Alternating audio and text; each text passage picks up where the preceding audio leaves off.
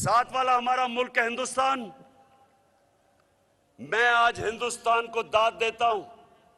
इन्होंने हमेशा आजाद foreign policy रखी।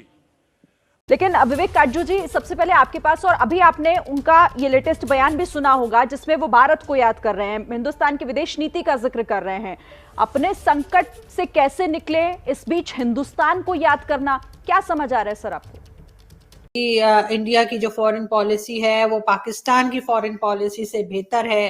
साथ साथ खान साहब ने ये भी कहा कि जी इंडिया की जो फॉरेन पॉलिसी के बनाते हैं, यानी जो पॉलिसी मेकर्स हैं, वो वहाँ के लोगों के लिए काम करते हैं, वहाँ के लोगों की अच्छाई के लिए काम करते हैं। और दोस्तों, बड़ी हैरानगी की बात है कि वो इमरान खान साहब जो सारा टाइम जो है वो नरेंद्र मोदी साहब को जो है वो और भारत के बाहर इधर उधर की बातें करते रहे, वो भारत की आज़ाद खारजा पॉलिसी के हक में बात कर रहे हैं।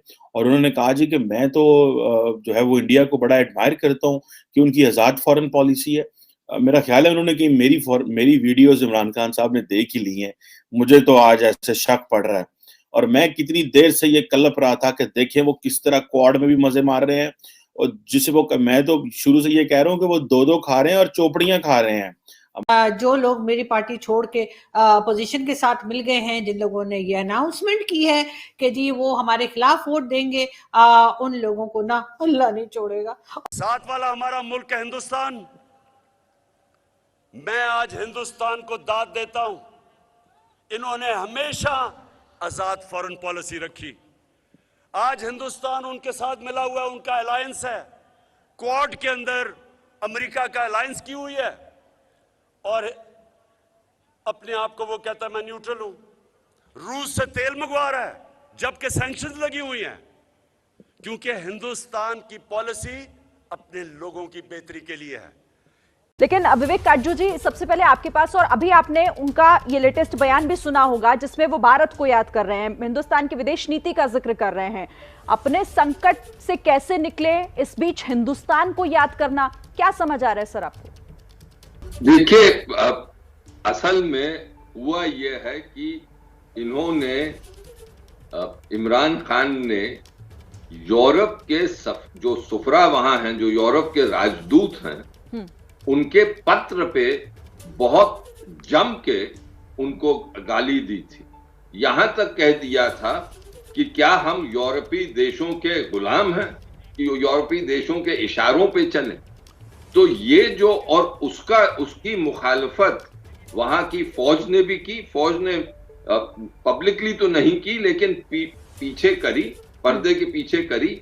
और जो ऑपोजिशन पार्टीज हैं, उन्होंने यहां तक कह दिया कि ये क्या वजीर आजम को क्या राजदूतों के लेवल पर आना चाहिए।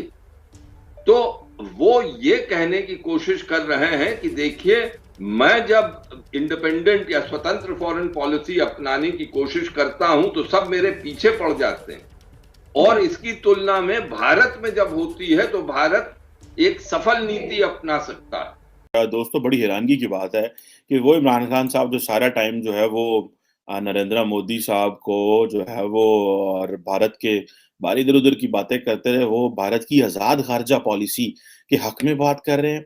और उन्होंने कहा जी कि मैं तो जो है वो इंडिया को बड़ा एडमायर करता हूँ कि उनकी आज़ाद फॉरेन पॉलिसी है। मेरा ख्याल है उन्होंने कि मेरी वीडियोस इमरान खान साहब ने देख ही ली हैं। मुझे तो आज ऐसे शक पड़ रहा है।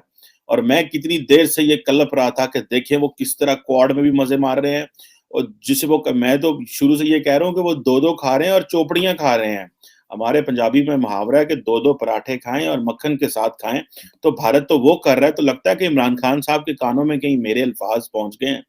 और इस चीज को मैं समझता हूं कि इमरान खान साहब या हमारी सरकार को समझना चाहिए था कि किस तरह एक आज़ाद खारजा पॉलिसी के ऊपर काम किया जाता है और किस तरह सिर्फ चाइना के ऊपर ही हम नहीं बैठ जाते। लेकिन उधर उन्होंने, इमरान खान साहब ने इंडिया की तारीफें शुरू कर दी जब इमरान खान साहब के ऊपर खतरात मंडला रहे हैं।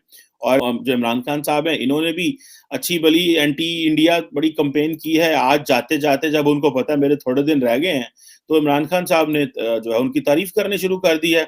उधर मजे की बात यह है कि वेस्ट की तनकीद कर रहे हैं, और वो जो वेस्टर्न जो एम्बेसडर्स हैं इस्लामाबाद में, उनको जो है वो उनकी फिर खिंचाई कर दी।